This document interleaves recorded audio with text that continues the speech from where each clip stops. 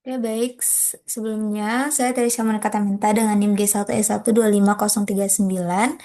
Jadi pada kali ini, pertemuan kali ini, kami membahas mengenai materi ikatan, pengikatan, dan isomerisme yang memengaruhi aktivitas dan eliminasi berbagai obat. Pada jurnal yang berjudul Dexibuprofen Therapeutic Advance, jadi pada jurnal ini membahas bagaimana ikatan, pengikatan, dan isomerisme dapat memengaruhi aktivitas dan eliminasi obat dexibuprofen. Jadi, struktur kimia dexibuprofen memiliki gugus COH dan pusat kiral yang menentukan jalur eliminasi.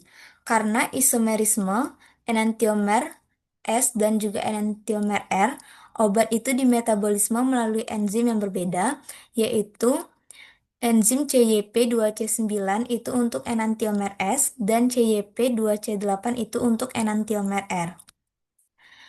Lalu, gugus COH di struktur dexibuprofen itu membentuk ikatan non-kovalen dengan reseptor enzim COX2 sehingga obat bisa menghambat nyeri dan radang. Sebaliknya, saat dibuat menjadi prodrug, gugus COH itu diubah menjadi ikatan kovalen agar tidak langsung bereaksi dengan COX1 di lambung.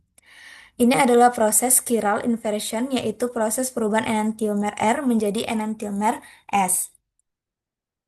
Jadi pada proses ini, ibuprofen diberikan dalam bentuk campuran racemat yang terdiri dari enantiomer R dan enantiomer S, di mana hanya enantiomer S ibuprofen yang memiliki aktivitas farmakologis.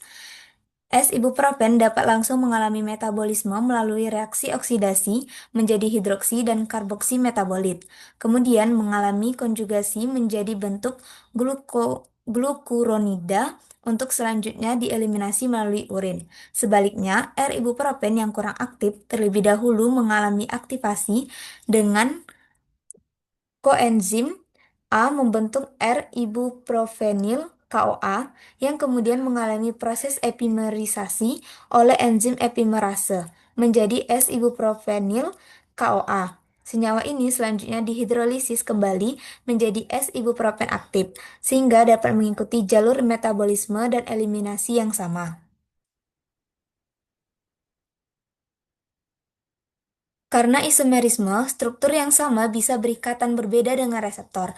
Enantiomer S berikatan kuat dengan COX2 sehingga aktivitas 160 kali lebih poten, menimbulkan efek antiinflamasi dan analgetik. Enantiomer R berikatan kuat dengan protein plasma sehingga sulit mencapai cairan sinovial sehingga aktivitas itu menjadi lemah. Setelah struktur diubah, ikatan kovalen baru dihidrolisis di usus atau plasma sehingga obat aktif kembali. Kemudian melalui isomerisme dan metabolisme dengan enzim CYP2C9, struktur berubah menjadi metabolit polar yang mudah keluar lewat urin. Lalu permasalahan yang dapat diambil yaitu bagaimana pengaruh isomerisme enantiomer R dan enantiomer S itu terhadap aktivitas farmakologis dan eliminasi dexibuprofen dalam tubuh. Didapat jawabannya dari jurnal berjudul The Effect and Safety of Dexibuprofen.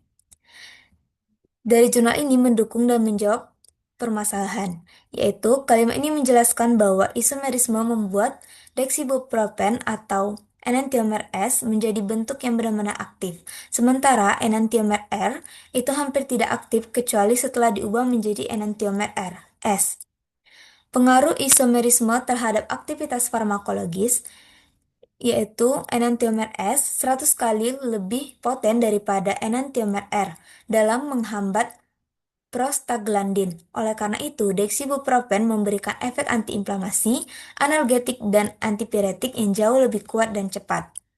Kalimat ini menjelaskan pengaruh isomerisme terhadap eliminasi. Enantiomer R harus diubah dulu menjadi S melalui proses inversi enzimatis atau chiral inversion.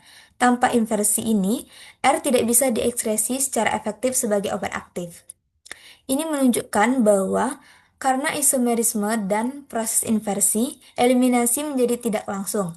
Hasilnya, onset efek tertunda, respon klinis bervariasi antar pasien, dan dosis sulit diatur. Semua ini adalah dampak langsung dari isomerisme terhadap eliminasi dan juga aktivitas. Kalimat ini membuktikan variabilitas eliminasi akibat isomerisme. Tingkat inversi R yang diubah menjadi es bisa berbeda 35% sampai 85% tergantung pasien, sehingga eliminasi dan efektivitas obat tidak konsisten pada rasemik ibuprofen, sedangkan desibuprofen murni itu lebih stabil. Sekian, terima kasih.